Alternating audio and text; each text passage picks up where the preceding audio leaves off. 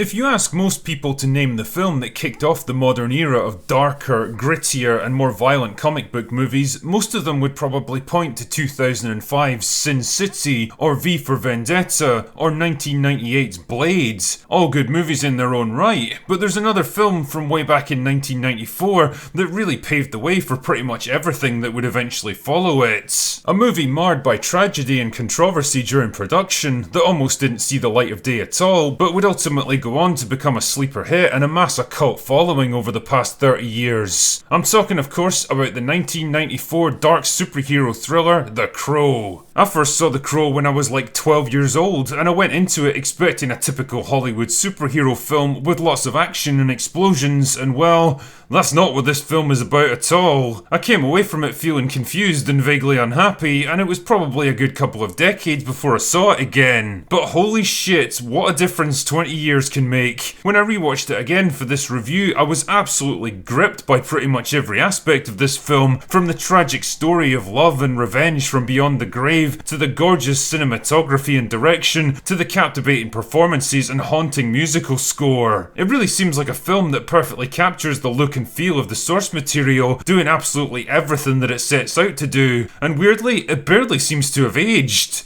If you told me this film had been made a couple of years ago, then I absolutely would believe you. The Crow begins in the fair city of Detroit on the night before Halloween, better known as Devil's Night, and the arrival of the police at the scene of a violent double homicides. Musician Eric Draven, get it? Eric D. Raven, and his fiancée Shelley were attacked, tortured, and murdered by a local criminal gang who fled the scene, leaving 2 more innocent lives destroyed in their wake. Just another senseless murder in an entire city filled with them. Flash forward to the following year, and Eric suddenly comes back to life and rises from his grave, compelled by the supernatural power of a mysterious crow. Returning to his ruined apartment, he discovers that he's effectively immortal now, and any wounds he takes will heal up pretty much instantly. He also begins to remember the trauma of his own death, and promptly decides that a bit of good old-fashioned payback is in order. So the film basically follows Eric's violent quest for revenge against the gang who killed him and his fiancée, using a variety of extremely brutal methods on each victim. Along the way, he also tries to reconnect with Sarah, a young street urchin who once knew him and recognises him in his reanimated form. But the more men he kills, the more he attracts the attention of Top Dollar, the criminal kingpin who rules the city with an iron fist, and who just might know a way to send Eric back to his grave permanently. I said at the start of this video that younger, dumber me didn't get much out of The Crow first time around, and a lot of it was probably down to having entirely the wrong expectations. The Crow definitely isn't your typical superhero film, and holy shit, it's almost a physical shock when you compare it to the trite, forgettable fluff of the MCU these days. It's a dark, violent, moody, and introspective kind of story, laced with themes of tragic, doomed love, revenge, regret, and grief.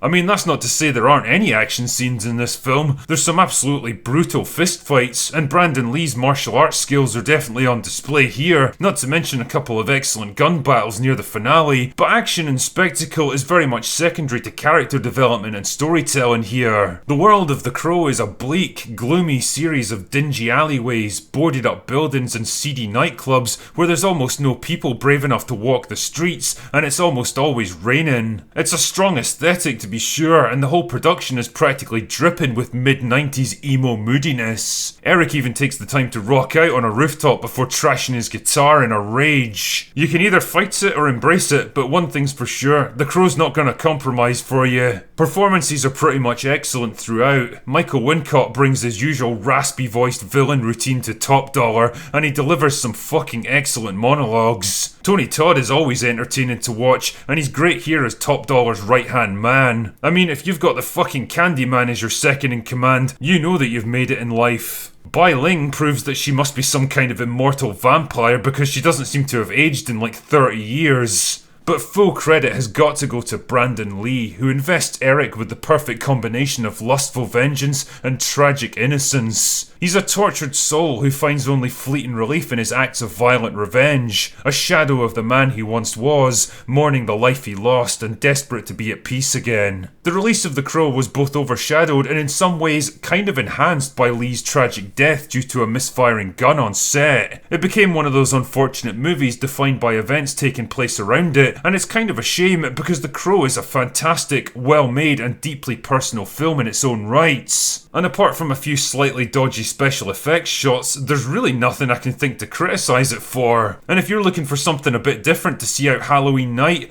then well, you could do a lot worse than this. Anyway, that's all I've got for today. Go away now.